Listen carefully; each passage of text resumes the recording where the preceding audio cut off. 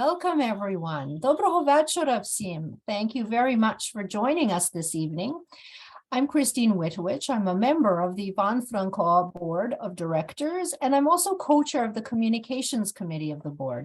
It's my pleasure and a real honor to be hosting this evening. A few housekeeping items just before we get started.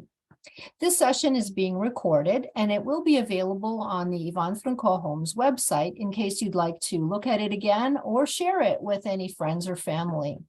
Today's webinar will end at 8 o'clock. We'll run for an hour and there will be an opportunity for questions and also some dialogue with our speaker.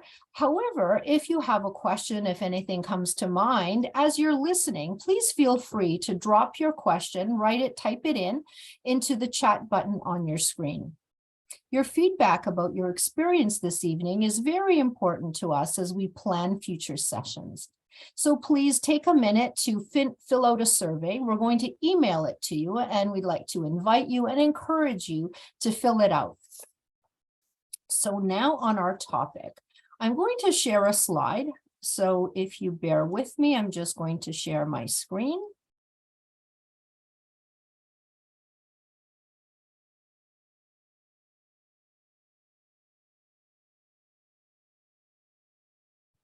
Just looking to share my screen. Thank you for your patience. There we go. So our topic tonight is resilience, and в українській мові це є стійкість. And this is a topic that's been important through the generations. And so I'd like to share a few quotes actually through the generations to show you the importance of it and what leaders have been saying about resilience. Just last week, when he was talking on the anniversary of the war in Ukraine, President Zelensky said it was a year of resilience. We were not defeated, and we will do everything to gain victory this year. From the arts, there's Bono, the lead singer of U2, and he said, whenever you see darkness, there's an opportunity for the light to shine even brighter. And Bono is a big supporter of Ukrainians through the war. The UK government, just before World War II, created a poster campaign, Keep Calm and Carry On. And we've certainly seen a lot of that through the pandemic and lately with the poster being reproduced. Edith Eger, who is a Holocaust survivor and at 95 is still active as a speaker and a psychotherapist who is saying here in this quote, you can concentrate not on what you lost, but on what is left. Embrace what is. Maya Angelou, the renowned American poet and civil rights activist, said, I can be changed by what happens to me, but I refuse to be reduced by it. St. Pope John Paul II, who chose to be a priest during World War II and also was one of the world leaders instrumental in the fall of communism in Russia, said, never give up on hope, never doubt, never tire, and never become discouraged. Winston Churchill, who is known for his wit and his quotes, said, if you're going through hell, keep going. And back in the 2nd century, Marcus Aurelius, who was a philosopher and a Roman emperor, said, look well into thyself. There is a source of strength which will always spring up, if thou wilt always look. So those are some quotes right through the centuries about resilience and the importance of the topic. And so we're going to be learning a little bit more about it this evening. Our question this evening is what makes people resilient? And we're going to hear from Janet Fanaki, our guest. She'll share her inspiring story, truly inspiring. And it's my pleasure and honor to introduce her. She's a former public relations specialist and is now a resilience explorer. I love that title, and you're going to learn a lot about that. She's the creator and host of Resilient People. It's a podcast. She also blogs. She records people from right around the world to tell their story of resilience. And her goal is to show that it's not only possible to bounce back, but it's also possible not only to survive, but to thrive from a negative experience or a challenge. Janet is also the founder of the Adam Fanaki Brain Fund, which raises money for programs and services specifically helping brain tumor patients and their caregivers right across Canada. To date, her campaign has raised over $260,000. And one of the fundraising efforts is a t-shirt sale, and I'm wearing my Resilient t-shirt. It's available on resilientpeople.ca for anyone who's interested. Janet, welcome. Thank you very much for joining us. Thank you, Christine, for that wonderful introduction. And thank you to the Yvonne Francois home community for having me. It's our pleasure and honor. Yes, thank you. Are we ready to start learning about resilience? Olena, I'm ready when you are.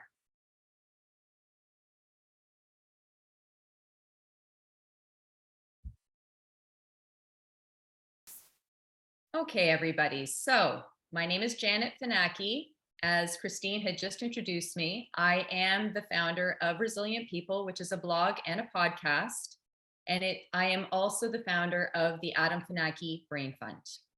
Next slide, please. Let me introduce you to two people who are very central to this story that I'm going to tell you tonight. My husband, Adam, and myself.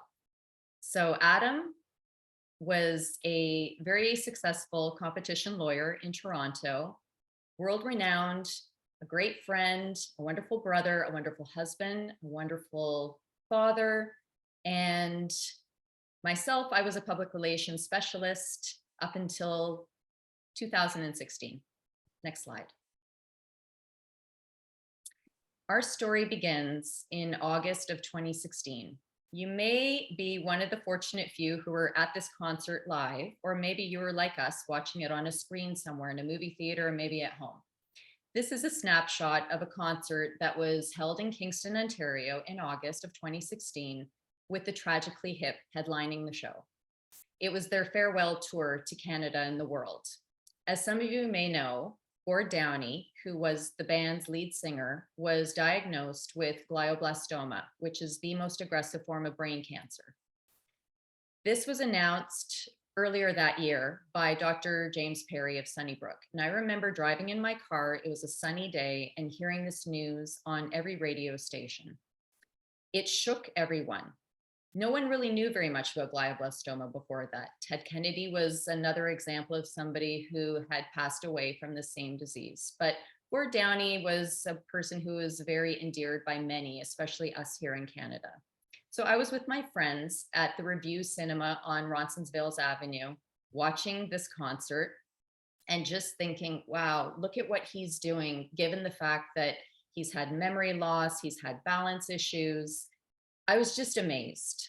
Little did I know that in my own home, Gord Downie's story would be resonating very closely to our own, because only 2 weeks later, my husband would be diagnosed with the exact same disease.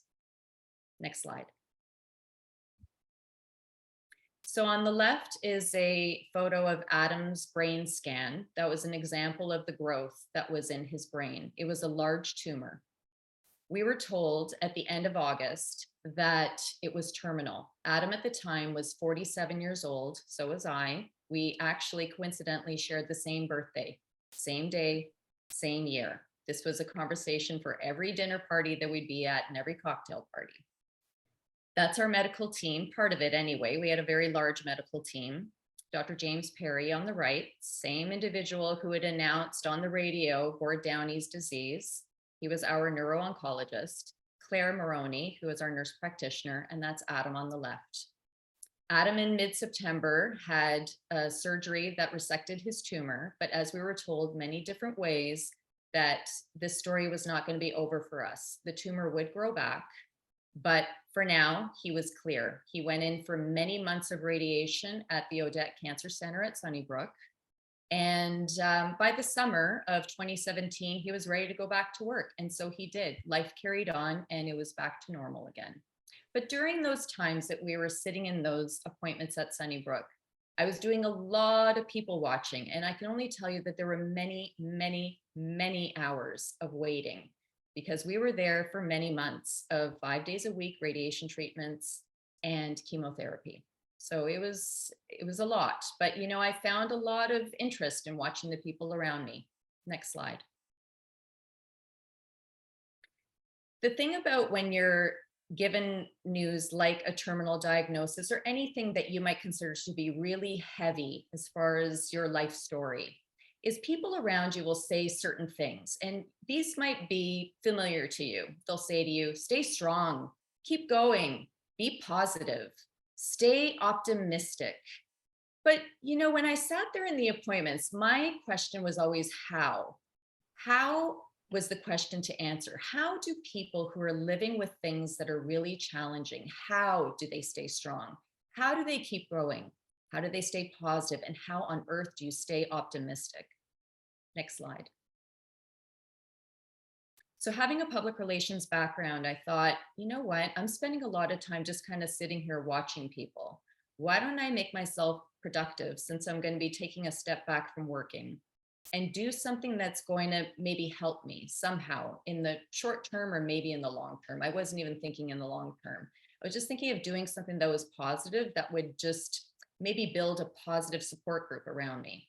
So I thought, let's think about the topic of resilience. How do people not necessarily just bounce back from challenges, but how do they manage them in a positive way where we kind of look at them and we admire them? And there were a couple of people that I thought about in my own personal circle that I thought, well, I'd like to talk to them and kind of get an idea of, how they manage their challenges. And then I made it into a blog and then eventually into a podcast. And I called it Resilient People. Next slide. So what is resilience? Well, basically, Merriam-Webster Dictionary, defines it as an ability to recover from or adjust easily to misfortune or change. Next slide.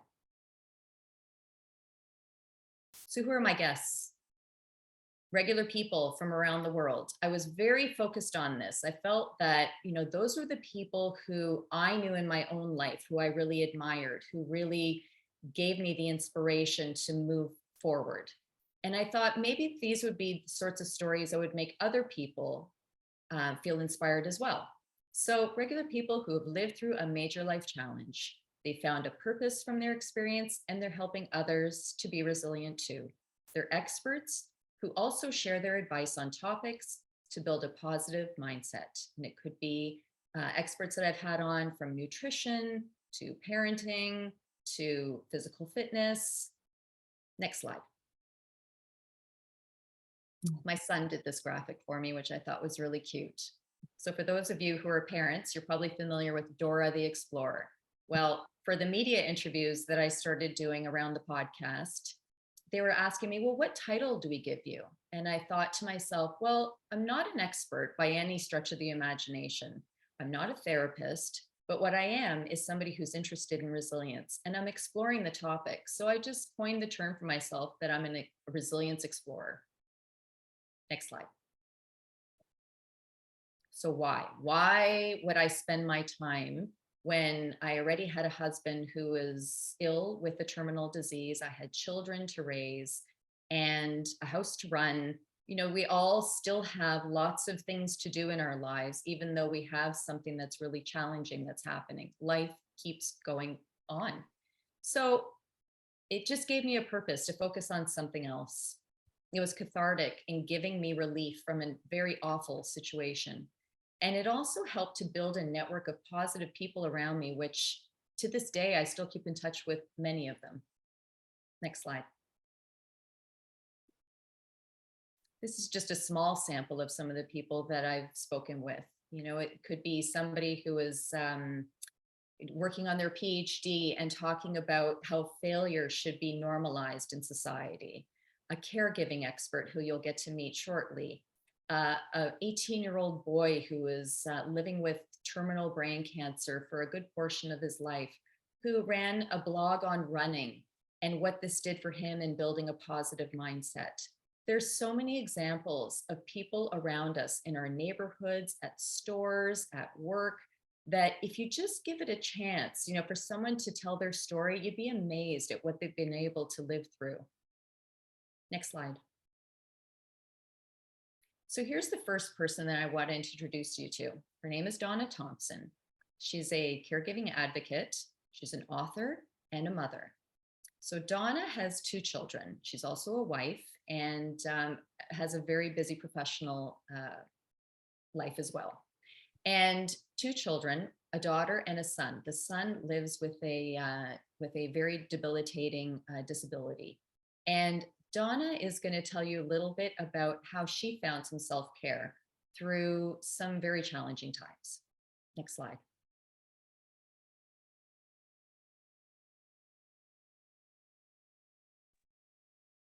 I truly lost myself, my sense of self. I think that many times in the course of our family life, bringing up our son and our daughter too, we had times where I was just so tired. I think I was suffering a level of exhaustion that they talk about in scientific papers, in experiments with sleep deprivation. So it's very difficult to exercise any kind of self-care when someone is that fatigued. I was beginning to understand that I did need some kind of reprieve. But where does one find that if you cannot leave home and you're constantly waiting for the next crisis? So one of the things that I found was my garden. I thought, well, I can't leave home anyway, and I'm constantly on alert, but I could be in my garden, just in my home, extension of my home, and be on high alert, but still do gardening. So I did, and the things that died, that didn't have enough sun or the right pH or whatever, I just ripped them out and put something else in. And I kept expanding the garden. And I found there a sense of what some people might call flow or meditation and peace in my heart, because I was concentrating on helping something grow that was beautiful as my son was dying. I truly lost myself. Drop that. So a few points that I wanted to bring to the surface on Donna's example here is that you don't need to go far for self-care. That was one thing that I took away from this. You know, for her, it's gardening. Perhaps for somebody else, it might be doing some sort of a craft in the house that doesn't take long. Maybe it's just doing a word puzzle. Like, you know, you might be one of the millions of people that loves doing Wordle. It doesn't take a lot of time, but it's a little bit of a reprieve, a little bit of a break. The idea of meditation comes up a lot in the interviews that I do with people. Meditation can be taken in all kinds of different forms.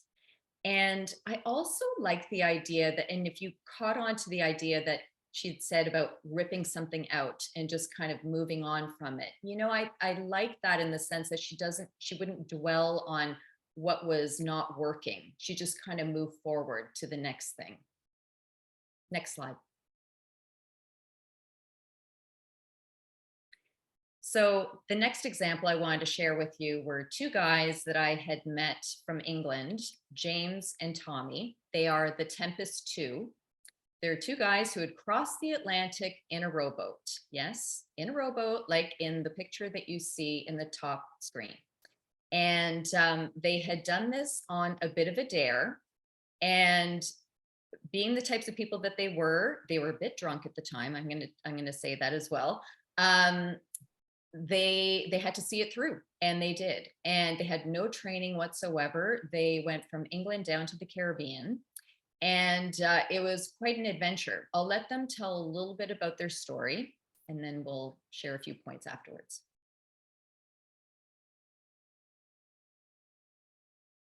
We were at sea for 54 days in total.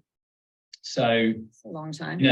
yeah, it's a long time, but it's funny when we look back on it. It's it was almost a journey of two halves. The first 50% of the road, the first 1,500 miles was really, really, really tough. We were complete novices. We had no experience rowing, but obviously let alone sailing or being at sea. And we couldn't sleep well. We weren't eating right. We were really struggling with the shift pattern because we did it in a 2-hour shift pattern. On one of us was on, one of them was off. So there's always in the water. And when James is rowing for 2 hours, I'm trying to sleep, I'm stretching, I'm eating, and then we swap 24 hours a day until we hit the Caribbean. And to put your body through that strain, you can't really train for that on land. And when we got into the first 2 weeks, we were just, our bodies were just screaming for some kind of rest. And it actually took the midway point, one of the big events of the whole trip, because we went through a big storm, which was actually a hurricane. It was Hurricane Alex.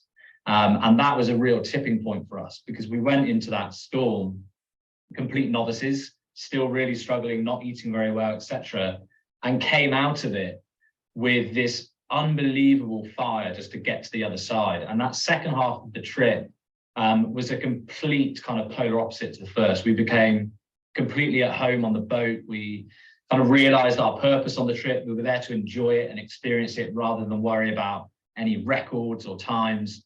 And the second half of the Atlantic was something that I think we both look back on as probably one of the greatest things of our lives, really.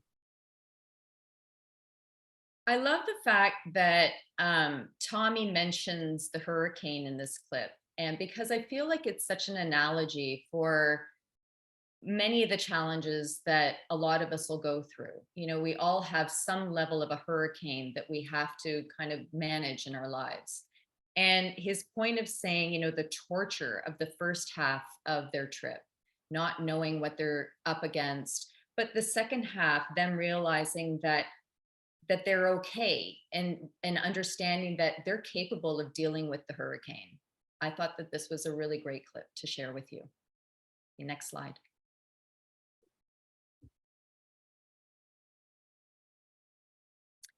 The last example I'm going to share with you is this young lady, Emily O'Brien. She is from Toronto, originally from Dundas, Ontario. And she found herself in a little bit of trouble thanks to a guy that she had met. It turns out that they had gone away on a trip and she had smuggled back some drugs. She landed in prison. And while she was there, she decided that this was an opportunity to change the narrative of her life. And, from talking to other female inmates, she started a popcorn company. And it was cheap to manufacture. And once she was released, she scaled it up.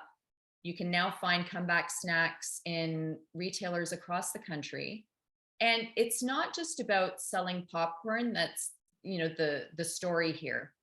It's more about what she's doing to help other women who are incarcerated and what that does for her. So I'll let her share that with you.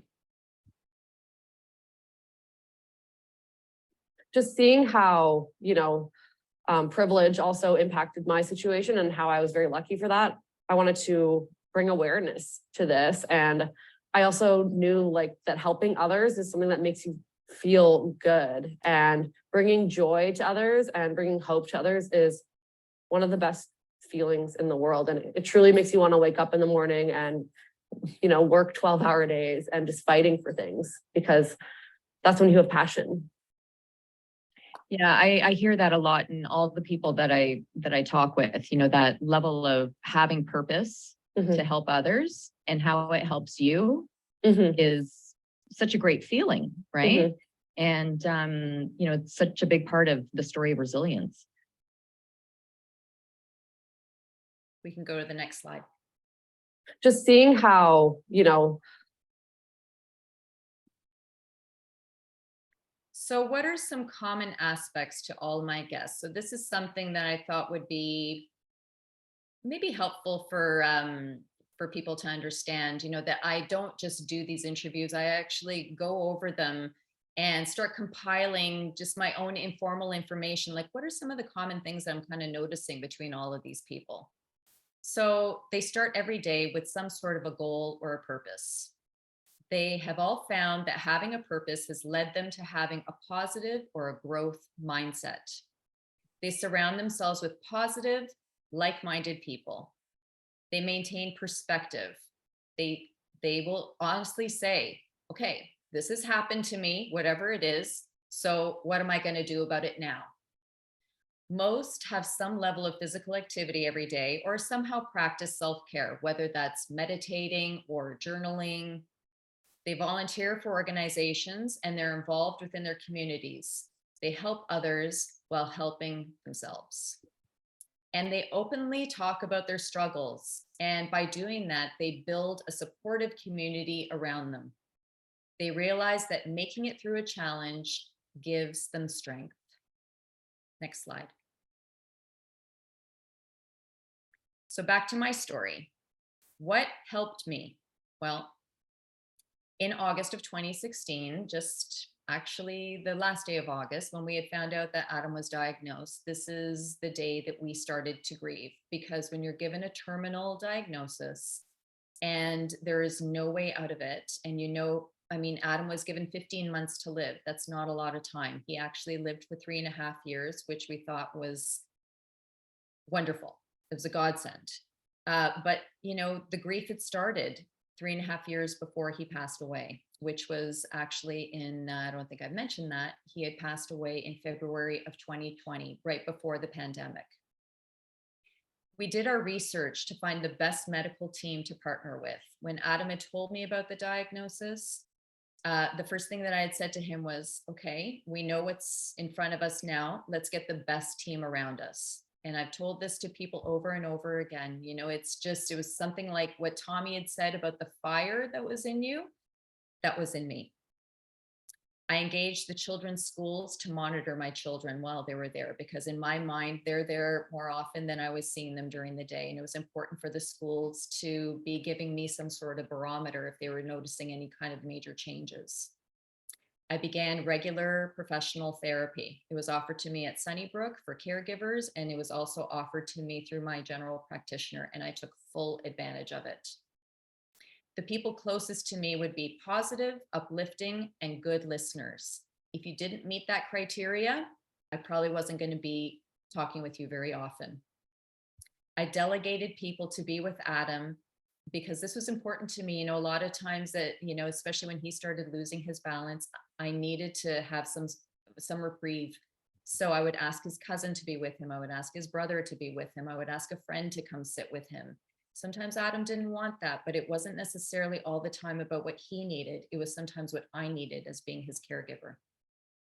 And being honest with our children, our surgeon was very emphatic about us sharing the journey of what Adam was going through with the kids.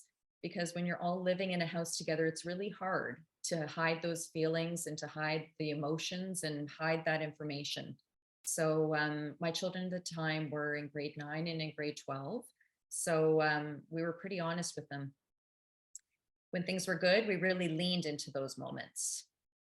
We always had some level of joy and reprieve every day. So for me, it might be word puzzles, it could be listening to music, or maybe it was just putting my head down for 10 minutes just to close my eyes. I took the help when I could get it. And I really tried to not hold grudges when people went away. And some of you may relate to this, when you're going through something heavy, people will often say, they weren't there for me, or this person didn't do this for me. You know what? I looked at it a couple of different ways. For me, it was, they don't understand, they haven't gone through it. And, sometimes, when we're adults, we have a lot of things on our plates, and people will try and help as best as they can.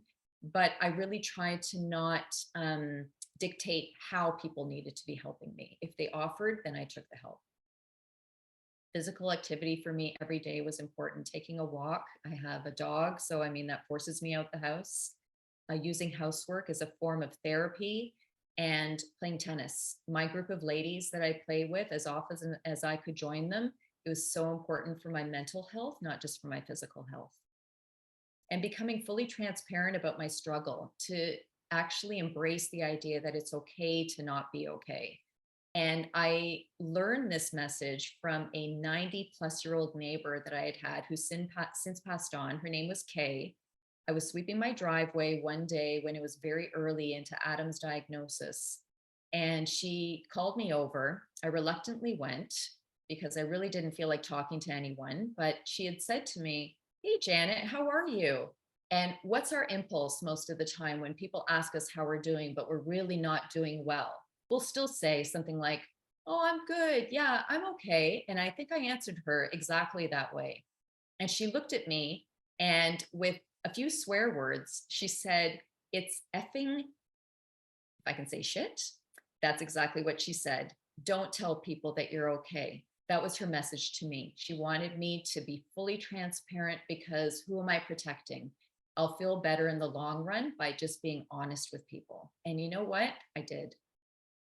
And the last thing that I want to say that helped me was when Adam had passed away in February 2020, the children and I had started a fundraiser to help brain tumor patients and caregivers across the country because we felt that by having something positive to focus on, it was going to help with the grief. Next slide. Another thing that I wanted to mention that I learned about when Adam was ill was the ring theory. And this might be something you're familiar with, but if you're not, it's very easy to understand. If you just look at the graphic, in the center of the circle is the person facing trauma. There's a ring around them. So that could be anyone that you feel is your closest ally. If it's close family, if it's your best friend, whoever that is, you're sharing your misery with that person, but they are not sharing their misery back with you. There's a ring around that person, that's who they can share their misery with. And each ring that goes outside of that person who's facing the trauma, that's the direction that the misery goes. You dump out and you put comfort in towards the person who is facing the trauma. Next slide. And as I had mentioned, the Adam Fanaki Brain Fund, this was, thank goodness we had this, because if you imagine the timeline of Adam really degrading as far as his health from January onwards and then passing away February 15th, only a couple weeks after we had a beautiful, large funeral service with lots of hugs and lots of kisses and hand holding. Only 2 weeks later, everybody was told to stay home and the pandemic had started. So if we hadn't had something like this purpose in our lives, I don't know what that year ahead would have looked for us. It was a year of solitude. It was a year of a lot of quiet. And also having grief on top of that, it would have been really, really hard. So I'm always grateful that we still even continue to run this fundraiser. Next slide. So what's some advice for building resilience? So from my interviews that I've taken, I would say that challenges take a lot out of us.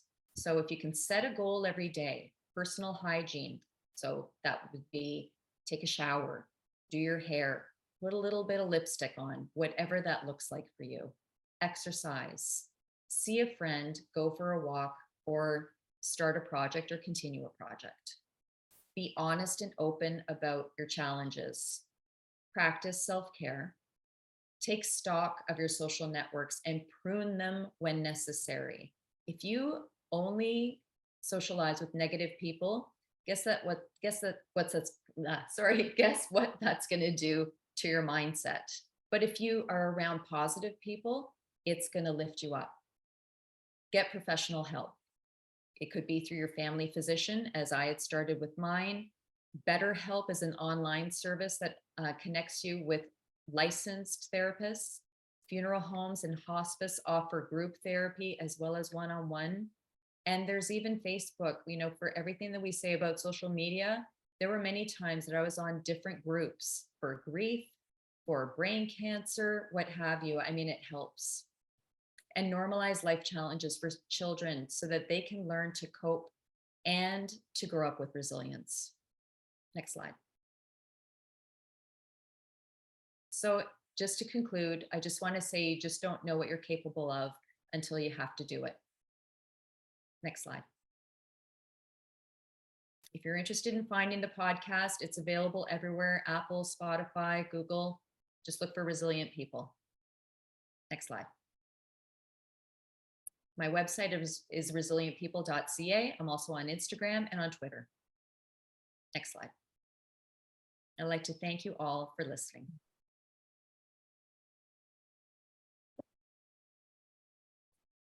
And Janet, we'd like to thank you very much for your incredibly inspiring presentation and for sharing very personal moments and for using your personal experience to help others and to share other stories.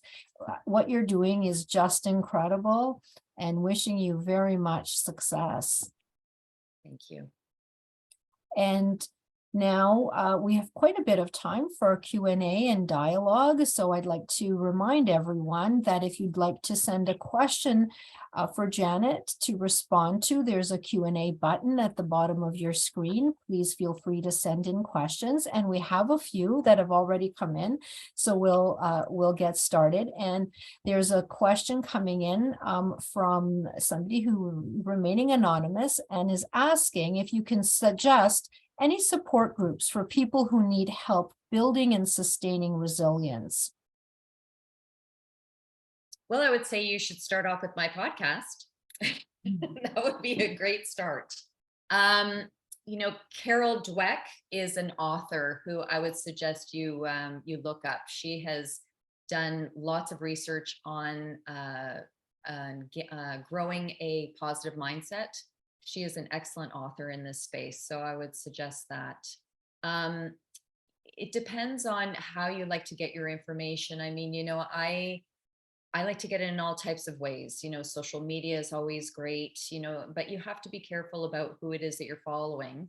But, you know, for the most part, you can find some really great inspirational speakers there. I know some people talk a lot about TikTok, that they come away with some great quotes and advice. So, you know, those would be a couple of things that I would suggest. Well, thank you. And I'd like to again just remind anyone who'd like to ask a question to type it into the Q&A button on the bottom of the screen. Another question has come in, and it's about Ukraine and asking if you've interviewed any people, resilient people from Ukraine through the war, or do you have any plans to do that? I would love to. So if anyone has any suggestions for someone who would be willing to share their story, I would love to speak with them. Thank you. And a follow-up, another question related to that was how people would get in touch with you. And I think you've already talked about that. Or if you'd like to remind anyone who has any suggestions for your program, how they would get in touch with you. Sure. So resilientpeople.ca would be the website. There is a contact page there that you can send me a note. I'll give you my email address as well, which is info@resilientpeople.ca. If you're more comfortable on Instagram, it's resilientpeopleca, or if you're comfortable on Twitter, it's Resilient People. So there are a variety of ways, but you know, start with the website. It has lots of information there. We have another question that deals with grief. Would you say that people who are experiencing grief can use the same kind of tools in building resilience as to cope with their grief? I think so. I think, you know, it's for me, I feel that it should start with who you have around you. You know, because that, you know, you could have people who are saying, the naysayers, you could have the ones who are shooting down the ideas that you're suggesting to help yourself, you know, but, you know, if you have those positive people around you who are there to support you, to listen, especially when you're going through grief, I find that it's not helpful for the people who are just talking over you. It takes a lot of strength for someone that you're approaching to tell your story to actually be an active listener. So ensuring that you have at least a couple of people in your space that are active listeners, because that's the thing, is that, you know, you want to talk about what's happening to you, you want to cry. But at the same time, I would say, if you can try not to live in that headspace 100%, but to find also those friends who are active listeners, but at the same time are really funny. That makes you feel so good. I mean, I had a couple of friends who I counted on who, if I would call them, they wouldn't just be great at listening, but they would tell me the funniest stories that would have, nothing to do with what I was going through. And sometimes those would be the people that I only wanted to go out with when I would have my rare nights out. The ones that were just going to have a really good laugh and just cry about something really funny. Because you need that. You need those people in your life. But the therapy was also very critical when you're going through grief. And I would say that whatever process in the grief you're at, whether it's the very beginning, like it was for me, or if it's at the end, once your loved one has passed, if it's a group, it could work. For me, group therapy wasn't it for me. I found that I walked away from it feeling much more depressed than when I walked in, because you'd hear some stories that you just think to yourself, wow, there is something to be said about somebody always having it worse than you, even though some people in your circle might say, geez, like what you're going through is really bad. I would be in some group therapy sessions and I would think to myself, I don't know how that person is going to make it through. But one-on-one therapy was really helpful for me. I always say, undivided attention for 1 hour for me to talk, like, sign me up. I loved it. So there are different methods to, when you're going through grief, to find some reprieve. And those would just be some of my top of my mind ideas. There's another question that's come in. You talked about setting boundaries and having positive people around you after Adam was diagnosed. What are your suggestions? Any suggestions you may have for setting boundaries in a nice way? Yeah. Okay. Well, my boundaries, they would be, for example, someone who would be coming to me all the time with how they were feeling about what we were going through.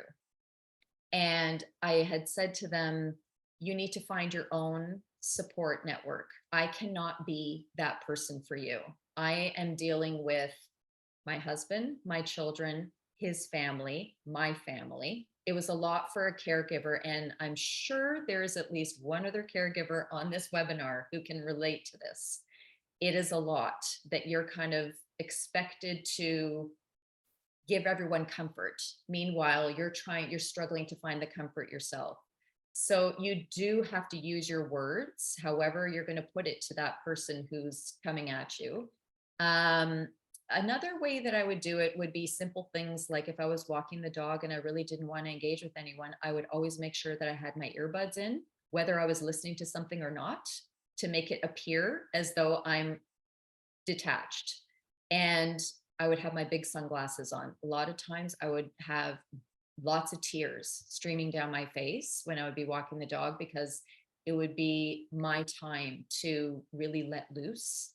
And so, setting boundaries in those kinds of gentle ways. Another thing too is that technology, we all have voicemail, or not voicemail, call display. So for me, when I would see a particular number pop up, if I knew that would be a conversation that I wasn't ready to deal with, let it go to voicemail. It's okay. Don't feel guilty. Those would be some of the ways that I would say to gently put up boundaries. Oh, thank you for that. A question has come in about what your thoughts are on the role of religion or faith in resiliency. Oh, well, yes, our minister. So we chose for Adam's funeral service to do it at Kingsway Lambton United Church, only because I was at a funeral there years ago, and the minister who was presiding over that service, his sermon to me, I thought of it for weeks afterwards. I just thought he delivered the most beautiful service. And so I encouraged my kids and Adam to, we went to the Christmas pageant, we went to their Christmas service, we went to some other services throughout the year. And then when Adam took ill, he really struck up a friendship with Minister Hugh. or Reverend Hugh, I should say. And so there were many times we spent in his office as not quite therapy, but more as just spiritual guidance. And there were a lot of tears. There was a lot of scared emotions, but he was so calm and wonderful with us. And having him preside over Adam's funeral was very special. I still have a relationship with him to this day. And you can be a spiritual person, you can be a religious person, but having something that you believe in that is otherworldly, if it helps you, then there's nothing wrong with that. Thank you. And another question has come in. They're asking whether you do resilience techniques vary with age? For example, different methods for the very young, for the very senior. What can you tell us from your own experience and from those you've talked to?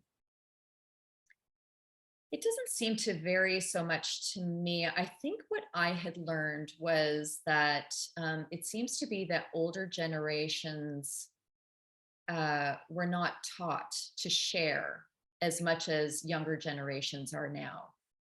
And that's something that I had learned pretty early on. The idea that what do I tell my friends? What do I tell other people? You know, because I grew up in the Ukrainian community as well. You know, you don't share what's going on at home. And but what I had learned was that everybody that I had spoke with for the podcast would emphasize that if you share what your story is, you really don't know with the person that you're speaking with, particularly if it's a stranger, what you might get back. You might find out that that person knew somebody who was dealing with the exact same thing that you're dealing with. And so there is a wonderful thing that can happen once you open up to people that you maybe don't know very well. And you might get back a lot of support. So, so that was one thing that I thought was really intriguing about resilience between the generations. Well, speaking of different generations, you mentioned your children and their involvement, and you've made some suggestions about ways to help children be resilient. There's a question: what has your children's involvement been in your fundraising, and what are their thoughts on your accomplishments in fundraising? Well, it's a team effort. So I am, you know, leading the charge, but they are very involved. They were involved from the very beginning when we were, when Adam had passed away and we were in the process of writing his obituary. People are familiar with, in most obituaries, you have something at the bottom of, you know, if people want to contribute to a charity.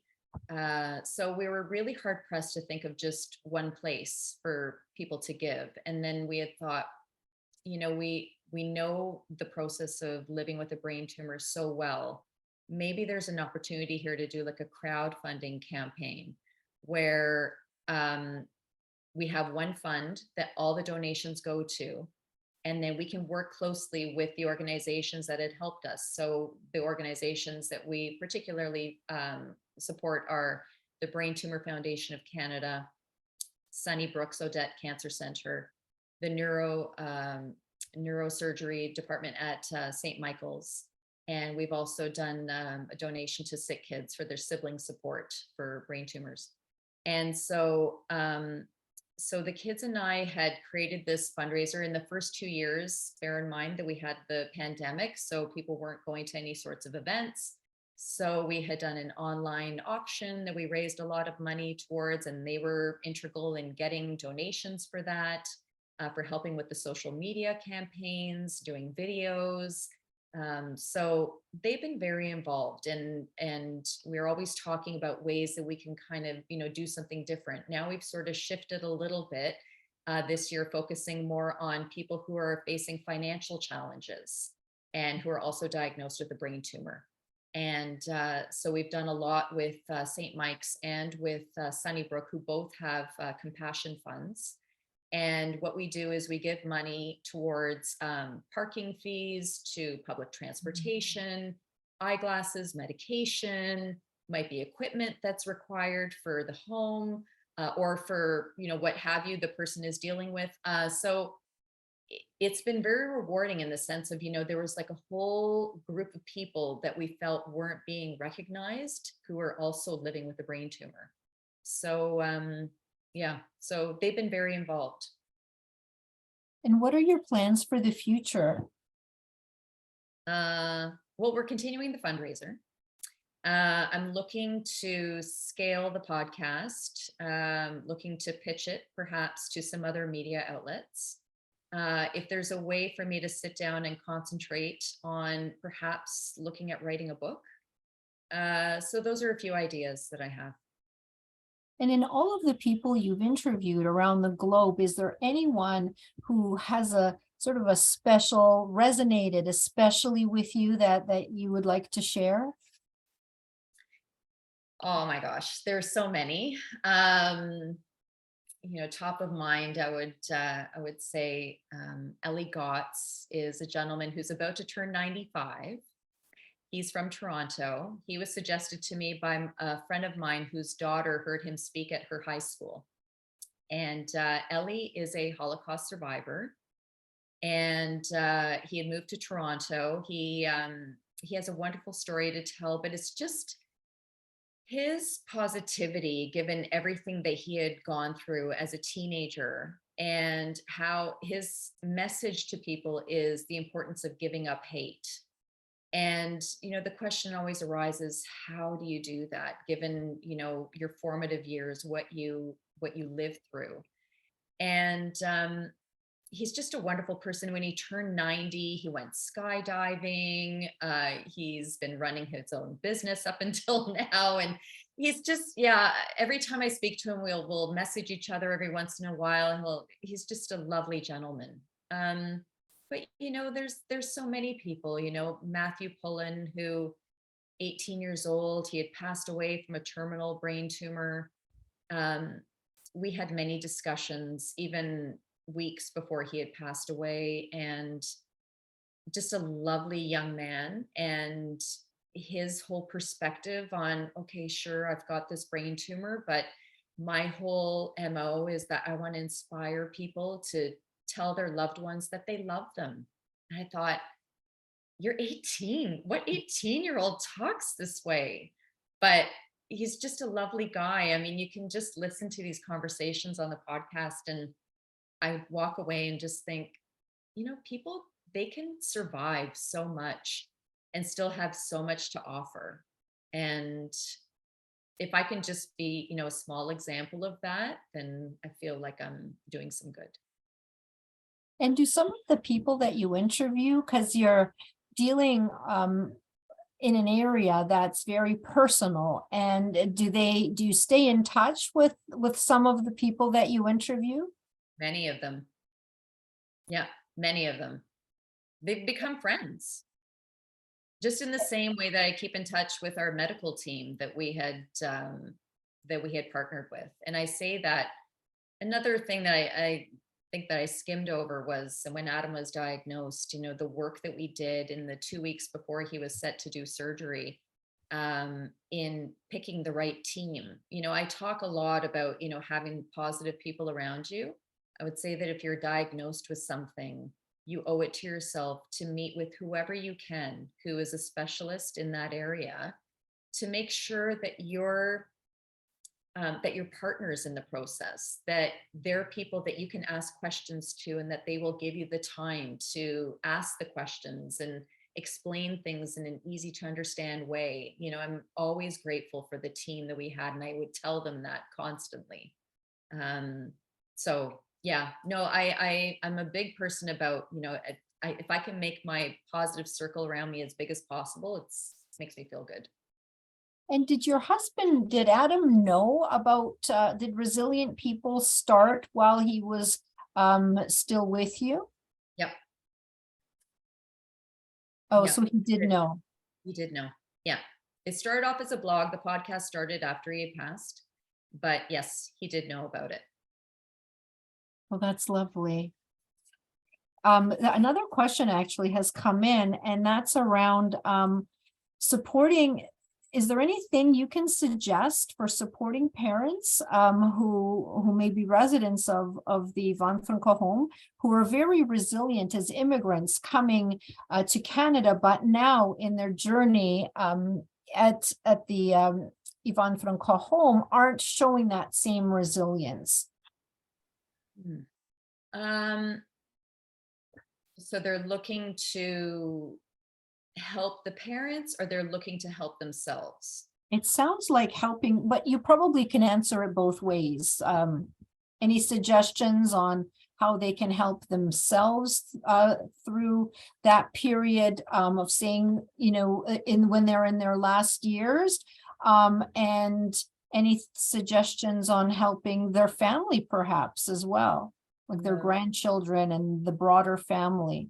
Yeah, I mean, we had put my father into a nursing home as well. So it hits close to home. I know in the early stages, it was a very challenging time. He wasn't happy.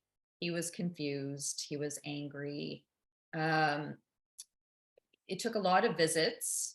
It takes a lot of time, but having trust in the staff, having communication with the staff, advocating for your loved one.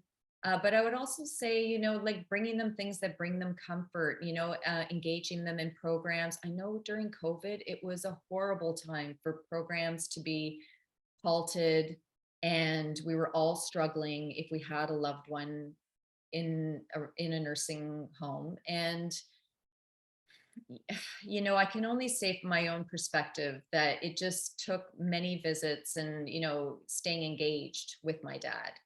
But now that he's gotten to be a little bit more comfortable where he's at and, learning to trust the people around him, it's gotten to be a little bit easier. For yourself, like I had said in one of the slides, like going through a challenge is a very difficult, draining time.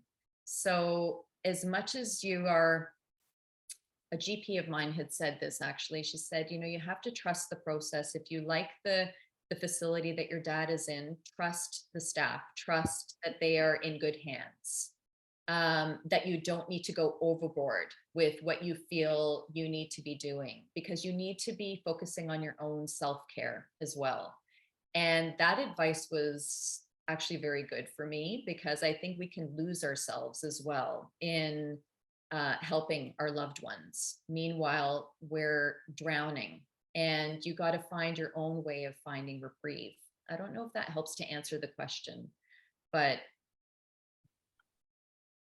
No, thank you very much. Thank you for that. And we've got a minute left. So I'd like to thank you, Janet, on behalf of the Ivan Franco Homes community for joining us this evening. Thank you for sharing your personal insight. Thank you for your candor. And thank you for everything that you do to help people. And I think one of the videos we heard, Emily O'Brien said, bringing joys to others is the greatest feeling. And the energy of how you talk about this is just apparent. And so thank you for everything you do to help bring joy into people's lives. And best of luck. Much success with your Resilient People initiative. Thank you very much. And thank you everyone for joining us this evening. And as a reminder, we will be sending out an email with a request for you to provide feedback on today's session and any comments or suggestions you may have for future. Thank you very much for joining us today. Have a good evening, everyone.